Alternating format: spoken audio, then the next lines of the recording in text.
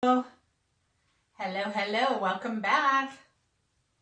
Hello, welcome back. We're going to talk about the topic of prosperity today. Hello, everybody. Welcome, come on in. Hi.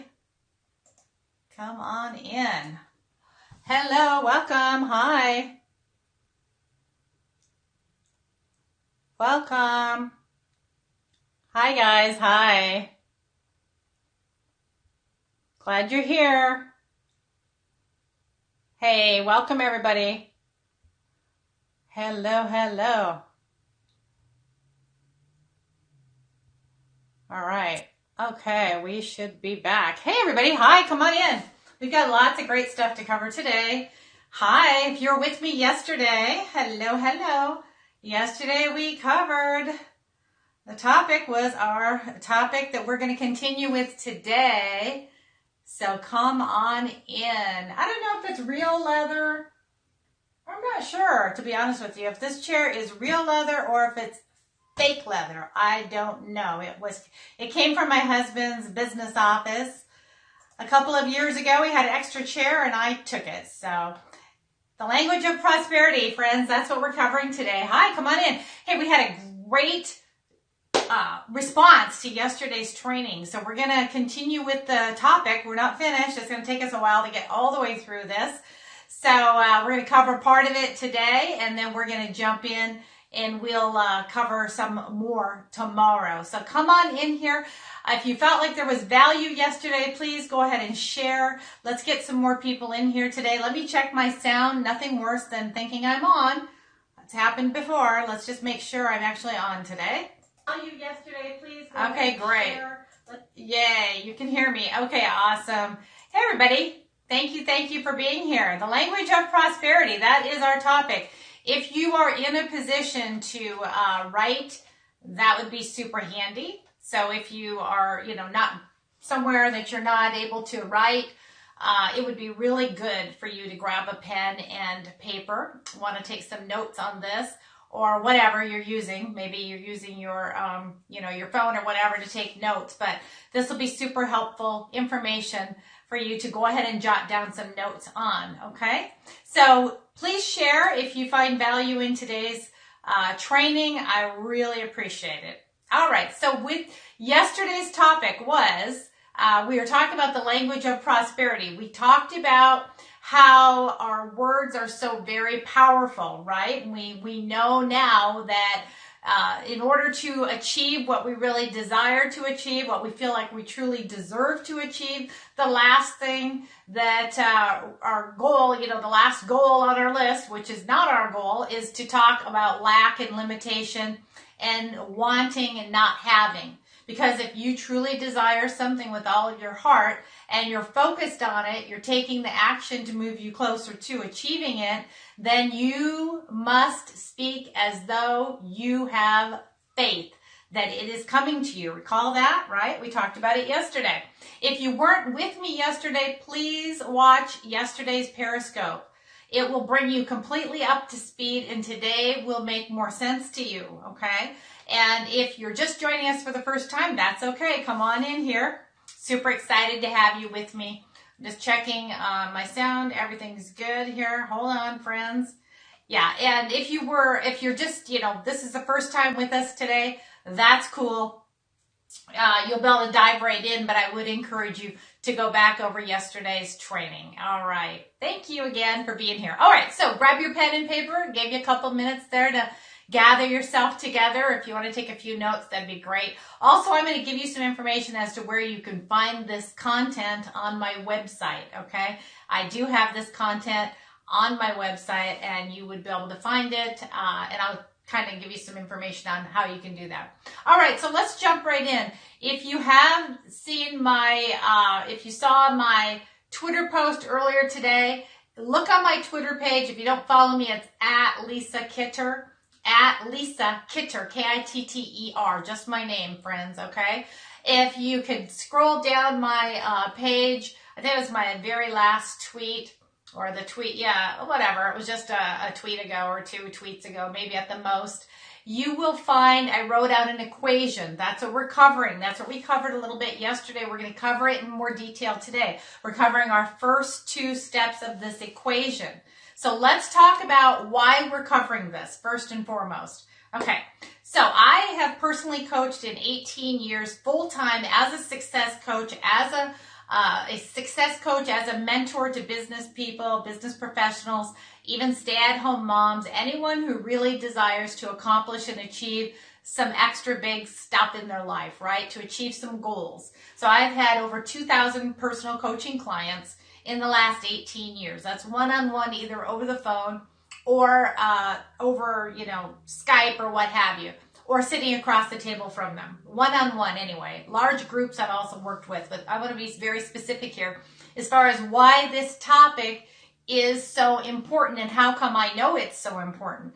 By coaching and having worked with so many individuals that are striving to accomplish something different in their lives, I know that this topic is the hang up, right? This equation gets where people are hung up. They're not using or not understanding, that's a better way of saying it, the correlation between our beliefs and our end result. So if we desire to have a different result in life, a different result in romance, business, lifestyle, where we live, how we live, relationships, peace of mind, happiness, better job, better career, better everything, right? We've got to look at the result and then we work that equation backwards. So if you missed the equation, it's on my Twitter page. I'm going to give it to you now. So grab a pen and paper if you're in a position to take some notes or however you want to take notes. Okay? So the reason, again, that I'm bringing this to your attention is because I've coached thousands of people, and this is where we tend to find roadblocks. I was a single mother struggling as an entrepreneur for many years. I ran into these exact same roadblocks. I was able to make adjustments and finally achieve financial abundance, okay? And the way that I was finally able to do that was by making these adjustments that we're talking about here. Okay, I cannot see if there's any, there's all these comments. Wow, all right, awesome. Is there anybody commenting here? All right, if you got questions or whatever, it's helpful too to go ahead and put those in the comment section. I'll pay attention and address them as I'm able. Okay, so let's jump right into this. Once again, let me make sure my sound is good before I get all on a roll. Put those in the comments. Okay, good. We're on a roll. All right, so here's the equation. If you didn't find it on my Twitter page, here's the equation. Write this down.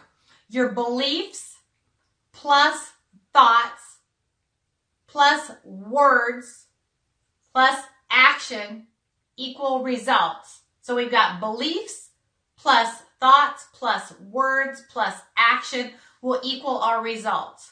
So if you do not like your result in life, in whatever area, your weight, your fitness, your health, right? Relationships, peace of mind, prosperity, jobs, love, romance, whatever it is, if you're not liking this result, then you've got to go all the way back to the beginning of the equation and really investigate and spend some time on the sequence throughout that equation. So we're going to start today with talking about our beliefs. Okay, beliefs. Question every belief that you have. Always question your beliefs, especially if you find yourself really antagonistic about something. So in other words, let's say somebody said something and all of a sudden you got your back up, right? You got all annoyed about it. You got aggravated. That's coming from somewhere. Is it a past experience? Is it a past memory? Are you dragging a past experience into today and it's causing you to behave or to respond a certain way? Okay.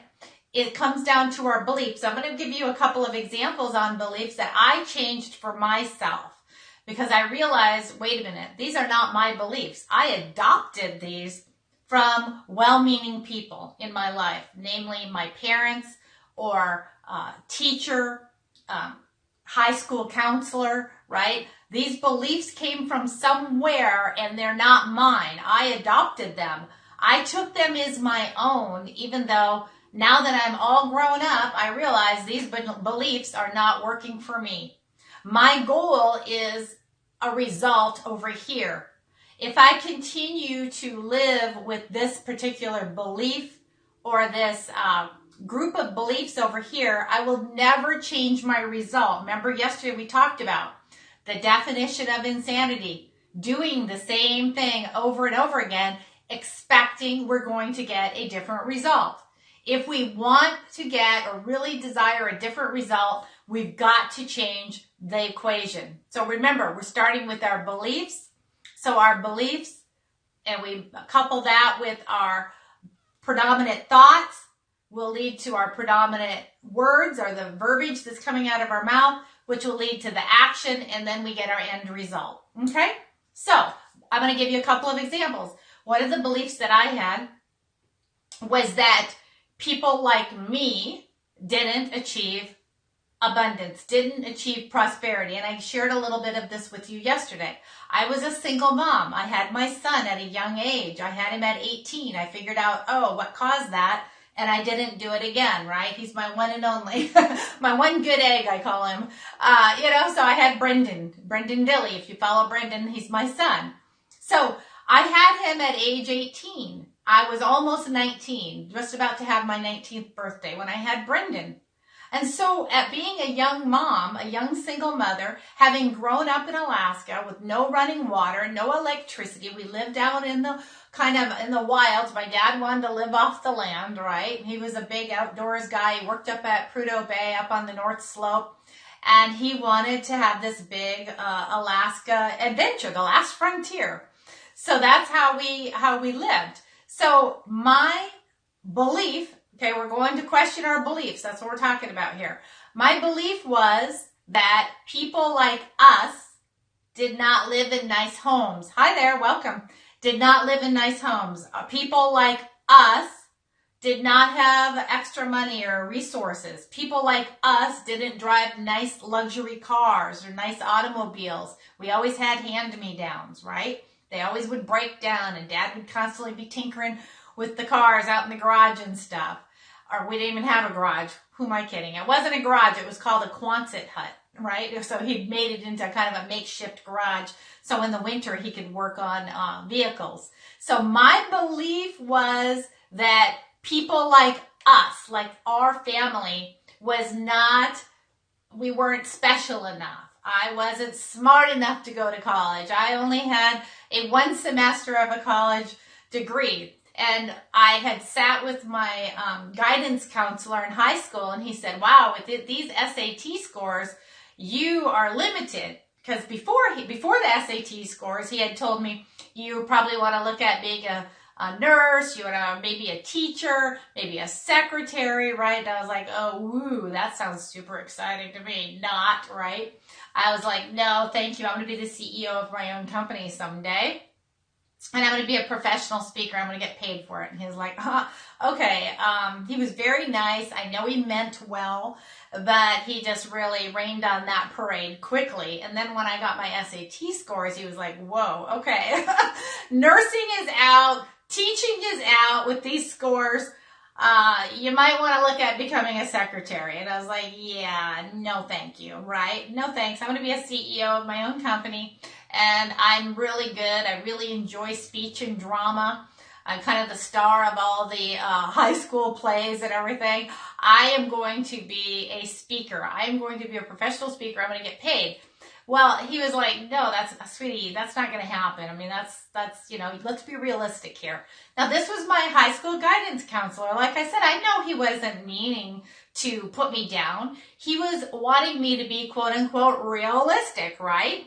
So the goal here for him was to guide me in a direction that was reasonable, that made sense. Me doing anything else, as far as through the educational system was slim to none because I just had no interest in it, frankly. I just was like, I loved to read. I was an avid reader. I loved to read anything. If you sat something down long enough, I would read it. Heck, how many of you remember Louis L'Amour books, right? I don't even know, is Louis L'Amour even still alive? Does he even write anymore? Probably not. Anyway, those were Westerns.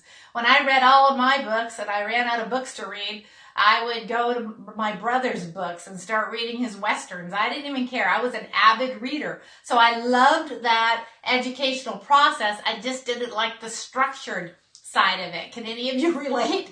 I just absolutely couldn't stand it. High school to me was a big social event. I got decent grades. I never really applied myself. Okay, so we're talking about beliefs. If you've just joined us, this isn't all about Lisa. I'm just giving you a point of reference that some of you will be able to relate with along with my story, okay? So the belief at that point from my parents and the belief from my guidance counselor that I adopted as my own was that I was not smart enough to accomplish anything extra special in my life. My intelligence level was not there to be anything extra big, right? Go to college, go to university, become a doctor or a lawyer, a nurse even, a teacher. That was off the table. I adopted that belief. I know that within me there was some part of me that resisted it. I know there was some part of me that was like, no, that's just bullshit. I know it's bullshit. Yet when you graduate high school and then you're getting a job, you know what I'm talking about, friends? You get a job and they look at your resume, which is like nothing. You just graduated high school and they go, oh, okay, are you going to college, university? I'm like, maybe, I don't know. And I went to work in one of the canneries, cutting fish head, salmon cannery, cutting the heads off fish. $10 an hour, baby. Back then I was like, yeah, I'll take it, right?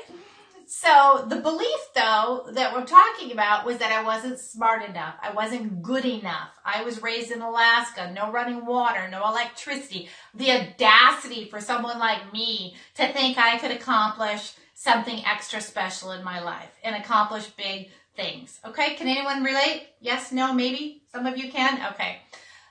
Thanks for sharing, by the way. I appreciate it.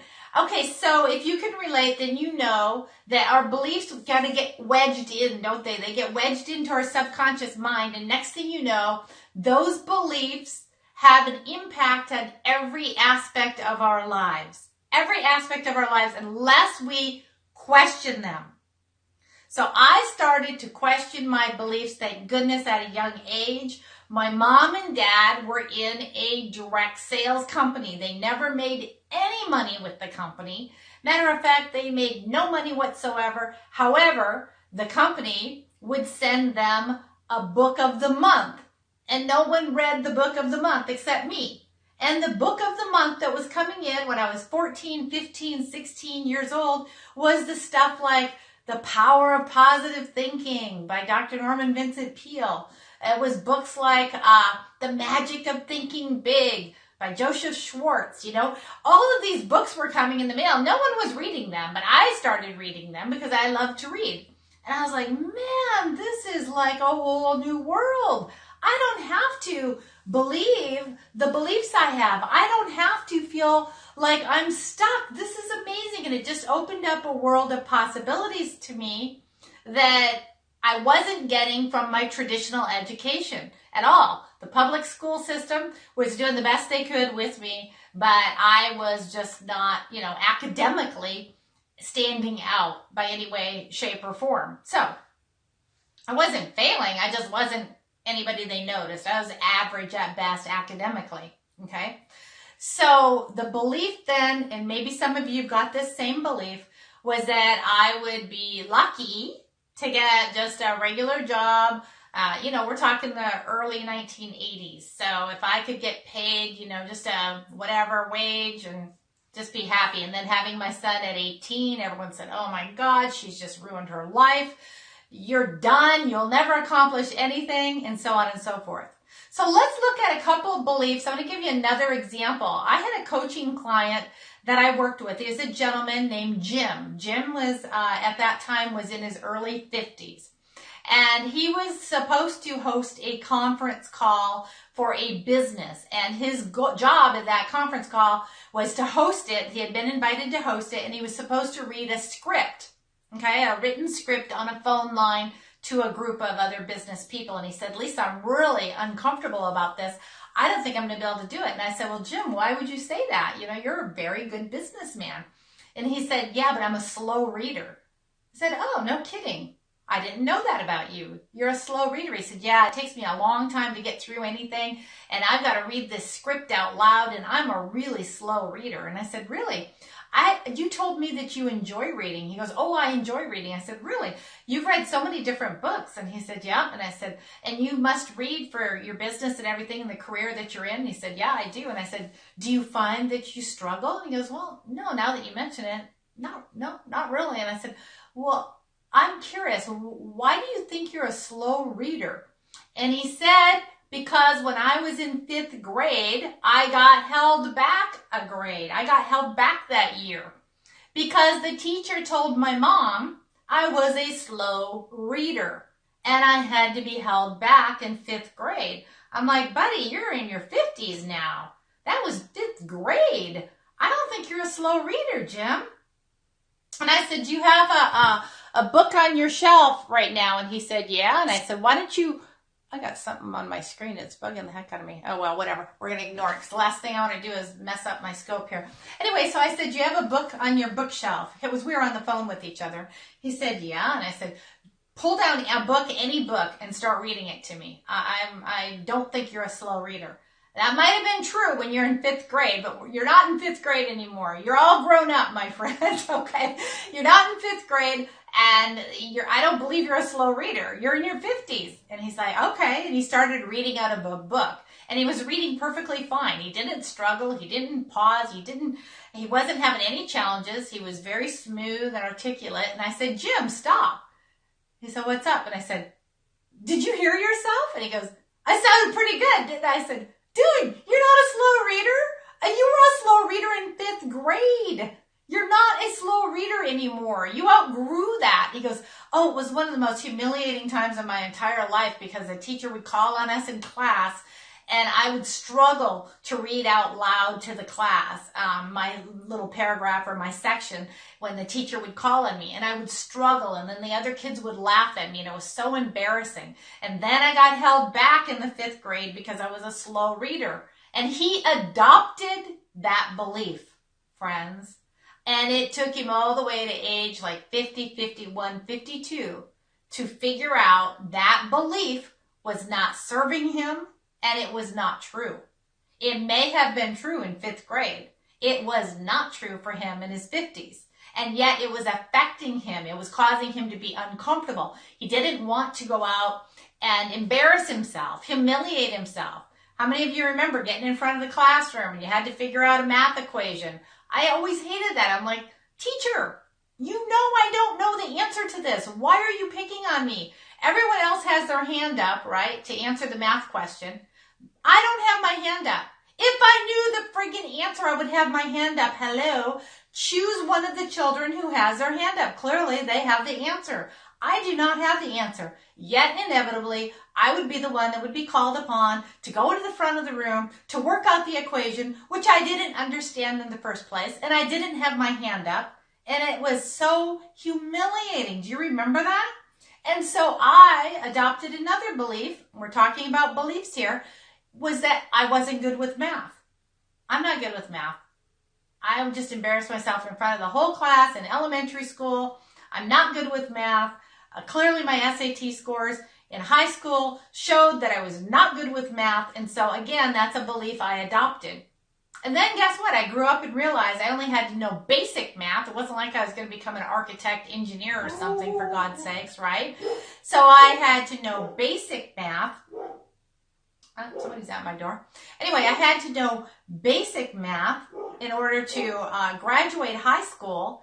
But the fact was, in life, I wasn't going to be using the calculus I didn't understand. I didn't have to use the trigonometry I didn't understand, right?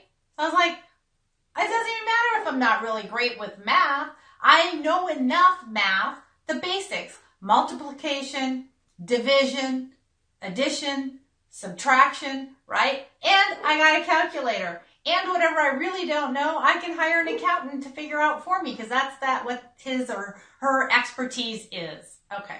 But do you see the dilemma here, friends? That we get hung up on these beliefs and we don't question them.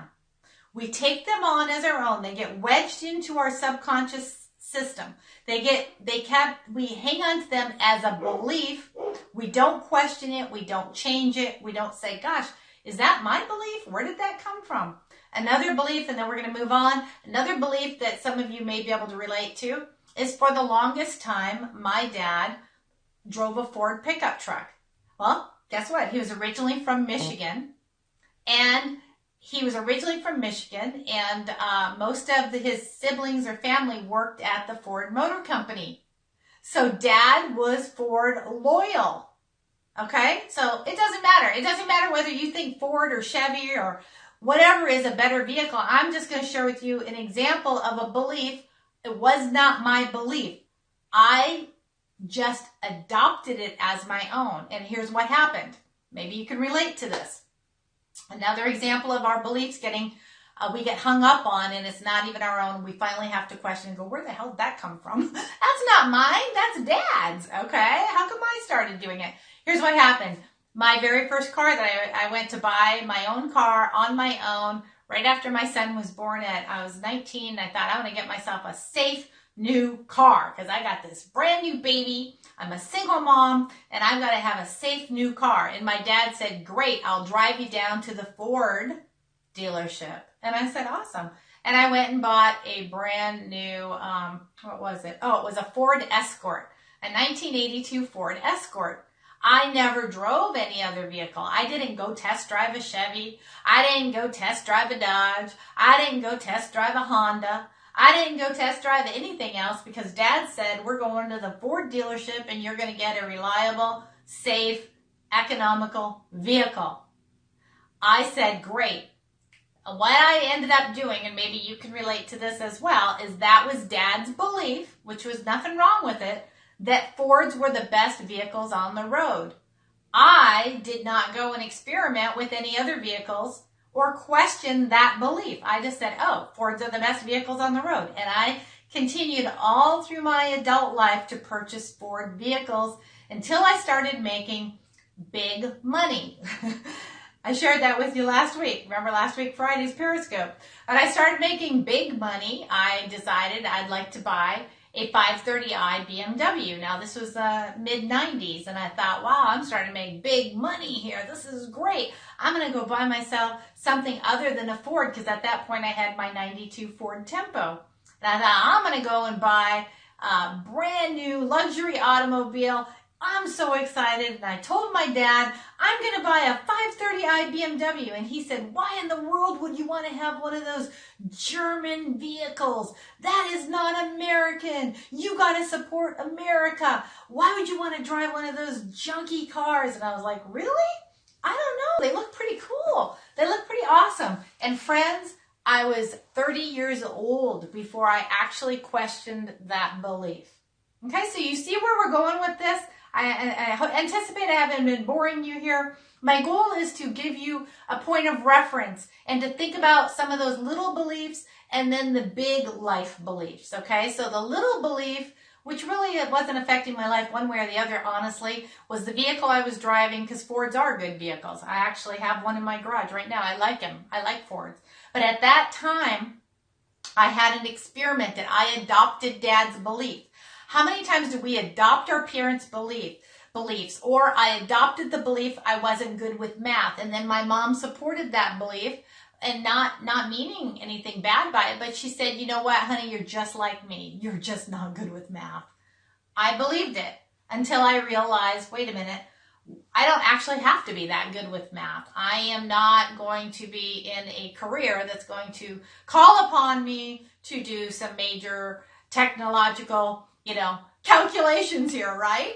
So it's like, okay, so now that we've kind of put this into a parameter, I want you to write down, if you're in a position to write right now, 2 or 3 beliefs. I gave you a couple of examples. Mine was that Ford vehicles were the only reliable vehicles, and I should always drive a Ford. That was came from my dad, Ford man, born in Michigan. Everybody worked for the Ford Motor Company at that point in time. I, raised in Alaska, no running water, no electricity, had no reason to think that Fords were the best vehicles, right? Yeah, it's true. I think that is a big part of how we were raised back then. However, how is it affecting our lives today? That's the real question. So also belief could be, look, listen, I'm gonna rattle some windows here. I'm gonna bring another one for you. Okay, what about this? What about your beliefs about money, your relationship with money, your ability to create income for yourself, the level, the number that you're stuck on? I was always convinced I could never earn more than $40,000 a year in income. Why? I had no college education, remember? I was a single mom at age 18. I grew up in Alaska with no running water. I had low SAT scores. I had no reason to think I would ever achieve more than $40,000 per year in income in my entire life. That was a belief, friends. I had to question the belief, had to change the belief. I could not have the belief that I would never earn more than $40,000 a year and then expect the result to be anything different than $40,000 a year. Got it? How can you have a belief, a cemented belief that says, I will never earn more than $40,000 a year. I'm just not worth more than that. No one's ever going to pay someone like me more money. I don't have a college education. I'm a single mom. I barely got through my SAT scores in high school. Even the guidance counselor told me that forget about teaching, forget about nursing. You're not skilled enough. You don't have a high enough grades for those. So how could I ever take my belief of that $40,000 a year and achieve a different result unless I questioned the belief, changed the belief, said that's not true. That may have been true at one point. It's not true now. I deserve better. I read. I educate myself. I've gone through self-development. I've grown as a person. I'm willing to give good service. I'm a hard worker, right? You see where we're going with this? So then I had to change that belief, which changed my thought process. Got it, friends? Changed the thought process, which changed the verbiage that was coming out of my mouth, which changed the action, which would have been me continuously going for that same type of job of $40,000 a year. I said, no, I'm reaching higher this time. I'm not even going for a job. I'm launching a business of my own, okay? Then I got a different result. And I went on to earn 6 figures a year, multiple 6 figures a year, and ultimately 7 figures per year with my own business as a single mom. That didn't change, right?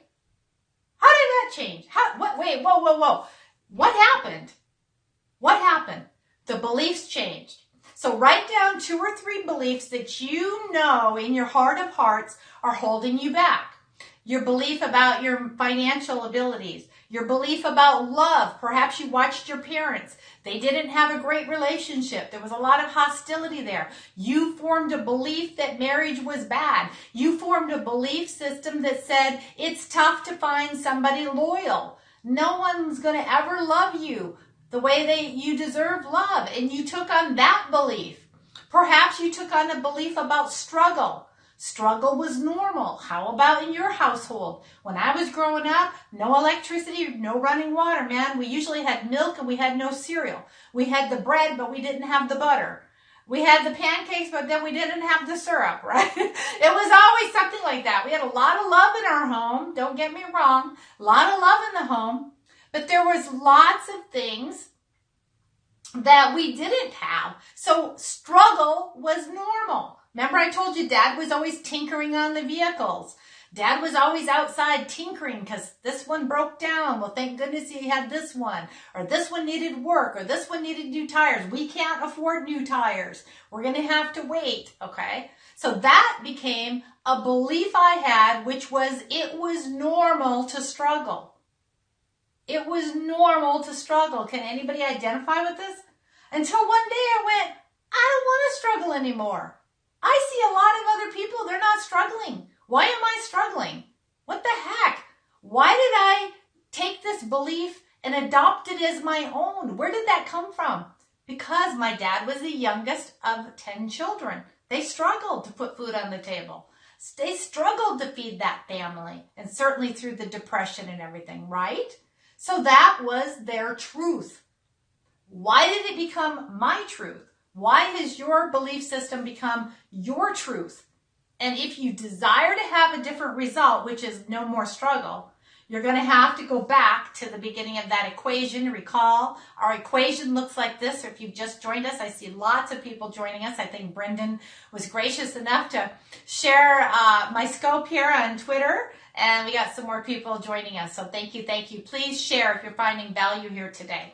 Okay, so just really quick, the equation looks like our beliefs plus our thoughts plus our words plus our action will equal our results. If you don't like the result you're getting, go all the way back to the beginning. We're on our beliefs. We can change a belief. How do you change a belief? Just like you walk into a room and you flip on the light switch. Friends? Yeah, if we had bacon, we could have bacon and eggs if we had eggs, right? I love it. Okay, so how do you change your belief? You walk into a room and you change it, friends, okay? You do not have to struggle. You can say, I give up the struggle. I give up my need to struggle. I am no longer struggling. And you walk into a room and you flip on the light switch and all of a sudden you have light. Changing your belief can be that simple. It's self-monitoring because remember, after beliefs comes our thoughts. Beliefs plus thoughts plus words plus action equal results. Okay, so if we've addressed our beliefs and we're starting to question them, we're questioning all of our beliefs. My son, in all of his great wisdom, I remember he was about 22 or 23 years old, and he said, Mom, you know what I've decided? And I said, what, Brendan? And he said, I've decided that the fewer beliefs I have in life that are rock solid beliefs, the better I'm going to be. And I was like, really? How did you come to that conclusion? Right? He was about 20 years old. And he said, Mom, because I realize that our beliefs will keep us stuck. They hold us hostage. The less I believe about certain things. Now, this isn't changing our core values. This isn't going to change our, our faith and our beliefs of spirituality and all of that stuff. You could question that, but if it's not jiving for you, then by all means question it. But I'm not talking about core values, guys.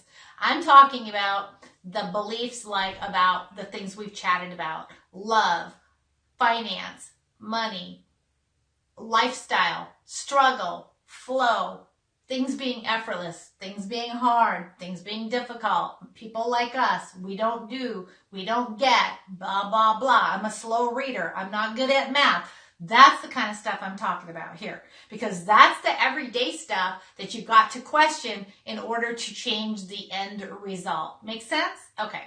So let's go on to our words that are coming out of our mouth. Okay.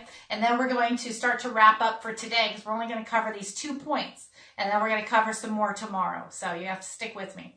I know. And on top of all that, I got 20 people coming for Thanksgiving and a house to get ready. But I'm having too much fun with you. Believe me, I'd rather be over here sharing and inspiring and encouraging you. Okay, so we're going to get into from beliefs now. We're going to transition over to our thoughts. Okay, and we can spend hours on beliefs. Trust me, there's just so much there. However, let's keep this moving along, and then we can always come back and revisit this topic at another point in time. I want to take just a second, though, today. Holy smokes, I almost forgot. I do have a sponsor, and I'm so appreciative of our sponsor today. Our sponsor is GetPetGear.com. GetPetGear.com. Thank you for your kind words, by the way. It means so much to me. It's so awesome to know that I'm bringing value, because that's what I'm all about, right? Is bringing you some value. Anything I can do to assist you to get a better result in your life so that you've got more prosperity, more abundance, more peace of mind, more love, more self-esteem, more of everything. That's what I desire for you. Okay? Behind my right shoulder. Right shoulder? Back here? Well, give me some example of what is it. I've got a girl that you put jewelry on, but I just love her so much, so she's always back there. I know what you're talking about, behind my right shoulder. I've got peace on earth. All I want is peace on earth and a really cute pair of shoes. Okay, I got my abundance card. Just always reminding me. My angel wings are back here. I don't know what you're talking about. I can accomplish anything with the right shoes, right? A poster of my most popular audio program is right here. So I don't know what you're referencing back here. So let's stay on track. You're getting me all distracted.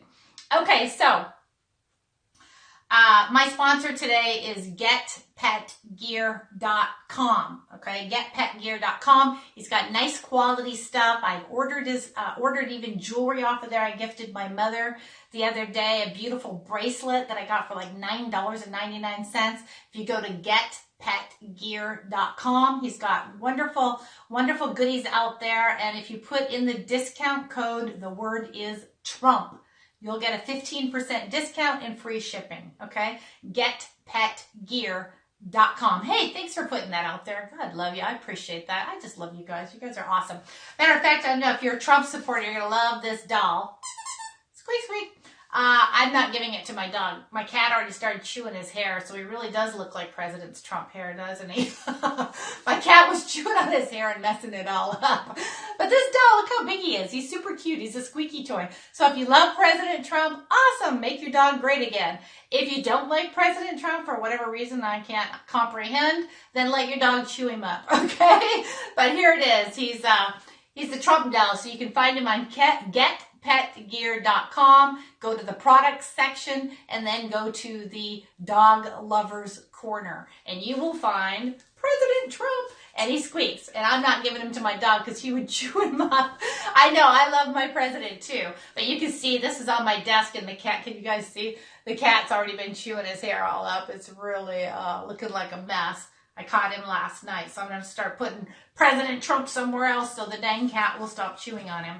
All right, so that's our sponsor today, getpetgear.com, and put in the word Trump, and you get a 15% discount at checkout and also free shipping.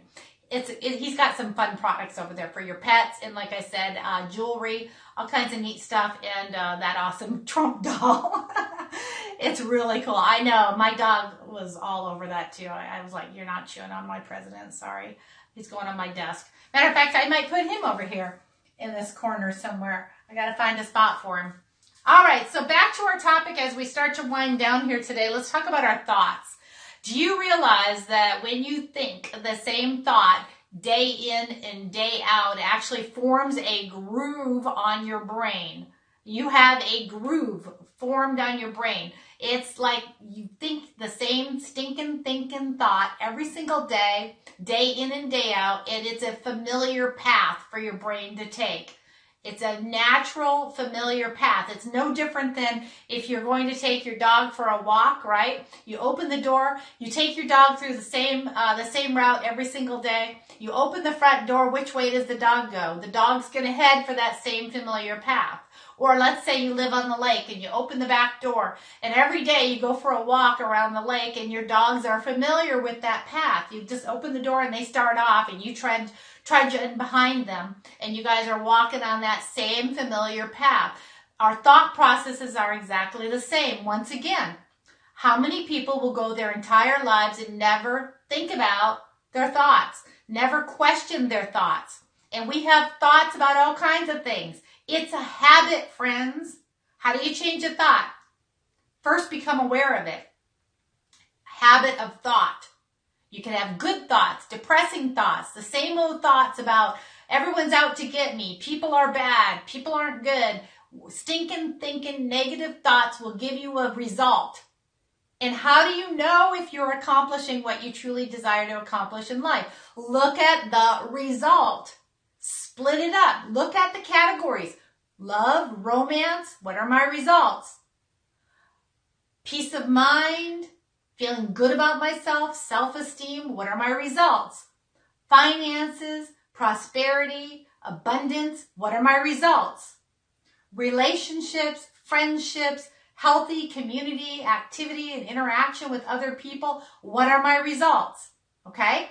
If you've got the results you desire, then keep doing what you're doing, obviously. Why make any changes? Don't rock the friggin' boat. It's working for you. However, if you can look and say, well, this category and that category is working for me, but this one I just haven't been able to figure out, then we're going to go back to our beliefs, and we're also going to look at our habit of thought. Thoughts become a habit. Remember, it's a pattern. They say that the majority of adults think the same things today as they thought yesterday. How pathetic is that? So in other words, get up in the morning. I'm going to have my coffee. It's probably going to be a shitty day. What are those liberals up to today, right? What are they doing to my president today? Okay. Then you go, okay, I got to get online. Oh, just as I suspected. They're causing challenges over here today. Okay. Then you have the same thought. What am I going to have for breakfast? I'm going to have the same thing more than likely I had yesterday. I don't have time for a lot. I'm on my way out the door. Shoot, I'm going to be late. I barely got time to grab my coffee. I'm going to get out the door. Now I got to fight the traffic. Oh, it's going to be hell. It's going to be gridlock out there. I know it. It snowed last night. The same thoughts. And then you wonder why your results are the same. The results are the same because you haven't changed your thoughts. It's a habit. We do the same thinking, stinking thinking, usually, every single day. And that breaks down to all these different categories that we talked about, okay? So hold on, I wrote myself something down. Oh, that's just to remind me. I rarely ever go by notes. I just go off the cuff here. But one thing I did want to mention is if you are wondering, are my thoughts in alignment with my beliefs? Are they in alignment with my actions and my verbiage and the desire I have to have the result? All you got to do is look at the result. Is this result moving me closer to or further away from my goal? Is it moving me closer to more money or farther away from having more money in my life? Is this thought moving me closer to love or farther away from love? Is this thought about, people like us never get things like that? Is this moving me closer to or farther away from achieving my goal? If you find yourself pulling up next to somebody who's driving a Mercedes and you go, what an asshole. How do I know he's an asshole? Because he's driving a Mercedes. He's only assholes driving Mercedes, right? Where did that thought come from? Where did that belief come from? How is it affecting your life today? Okay, so if that's a belief that you have and you're verbalizing it, then where did it come from? Whose is it? Is that your belief? How do we know that guy's an asshole? What if he's a really great guy? He's a doctor. He saves lives. He's actually a pretty kind person. He's my next door neighbor. I like him. He's a nice man. He's always involved in the community. He's constantly coaching, the little leagues. He's always the first one to volunteer for stuff. He's not an asshole at all. But you pulled up next to him and your assumption was he's driving a Mercedes. That means he's an asshole. So I have to ask you, no, are you the asshole? Okay? My question is, where did that belief come from? That guy's an asshole. Maybe you're the asshole. If you start to look around and you realize everybody is angry. Everybody I come in contact with are just jerks. They're ornery. They're hateful. Everybody's got better than I have. Look in the mirror. It's not everybody. It's you. As soon as you change, everybody else is going to change. You're going to stop being involved with people that you don't like. You're going to stop being involved and vibrating with that frequency. You've got to change your beliefs. You've got to change your thoughts. You've got to self-monitor. I was the worst at this, friends. I am telling you stuff because I've been there. I've done it. I was the worst. I had the worst thoughts. I would pray for good things like I covered the other day, and then my expectation was that I was never going to get it. So, in order to make the changes, we're going to wrap up. I've been going a long time. I appreciate you staying with me. In order to make those changes, we start with our beliefs. Remember, we're going to question those. If they work for you, fantastic. If they're not working for you, change them.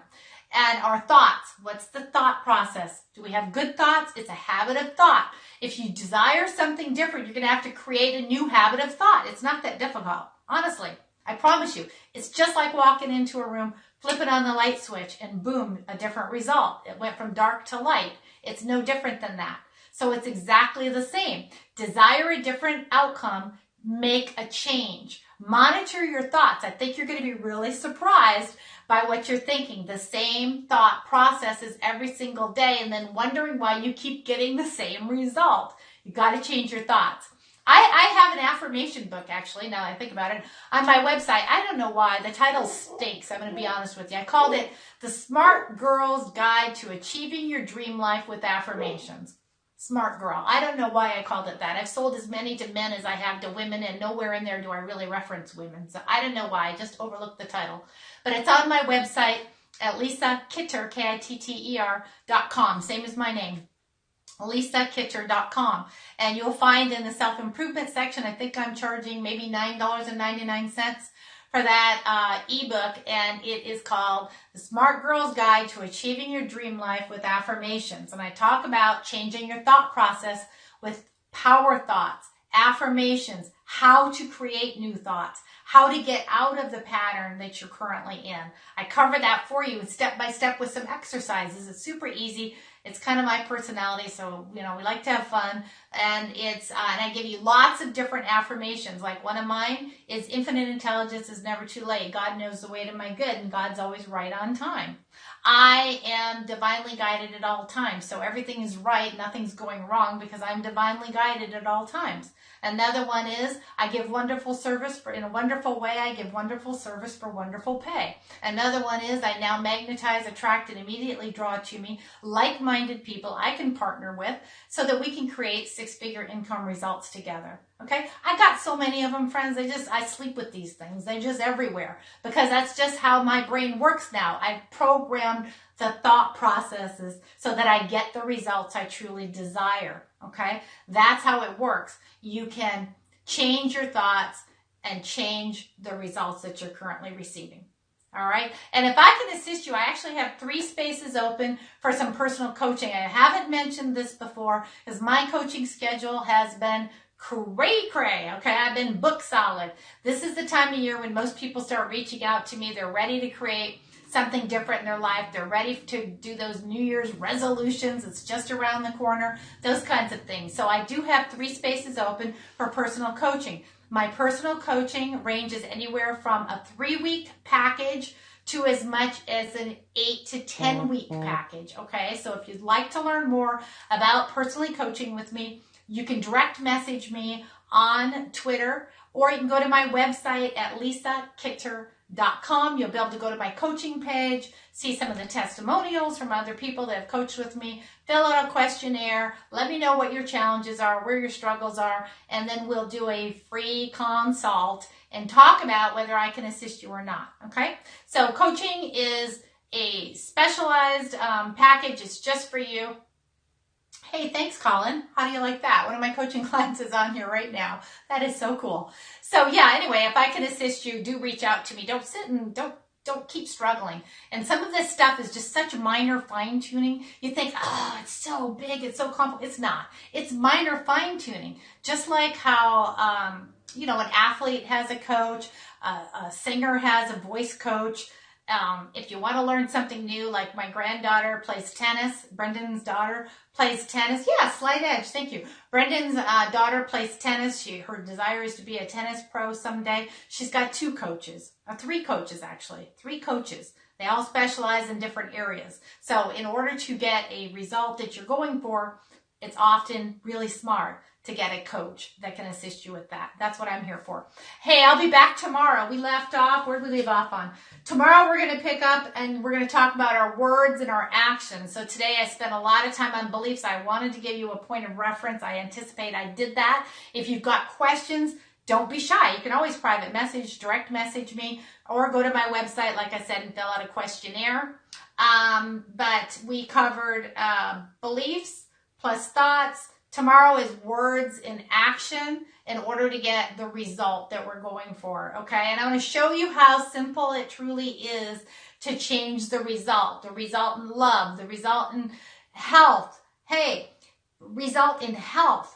Okay, if you're one of those people that says, I get sick every winter, then stop saying that, ding dong, and quit getting sick every winter. Okay, stop, change the belief. You don't get sick every winter. I'm always so healthy. I don't know what's going on. I never get that stupid flu shot because I don't believe in them. But dang, I never get sick. I'm going into my first winter of not getting sick. I'm super excited about that. Everyone around me, man, they get sick, not me. I drink my vitamin water. I drink my lemon water. I take my supplements, I eat right, I get lots of sleep, I exercise, I never get sick. It's amazing. I love it. God's always got my back and I just never get sick. It's amazing. See, when you affirm that and you believe that, you're not going to get sick. But if you go around saying, I get sick every winter, guess what? You're going to get sick this winter. So stop saying that, okay? Stop it right now. So it's these kind of minor adjustments and changes that are so simple, but they will have the hugest impact on your entire life. Okay, thanks for being with me today. I know we had a long one. I anticipate you got some good information from me. Thank you for being here. If you found there was some value, would you share for me? I would sure appreciate it if you would share this scope out so I can get more people to kind of come on in and see, wow, this is simple. This is good stuff. This is easy. I didn't know this was so easy. It's easy, okay? It's a simple process. It all starts with you and it all ends with you. Okay, you know where to find me, LisaKitter.com. Thanks for being here. I'll be back tomorrow, same time, same place. See you then.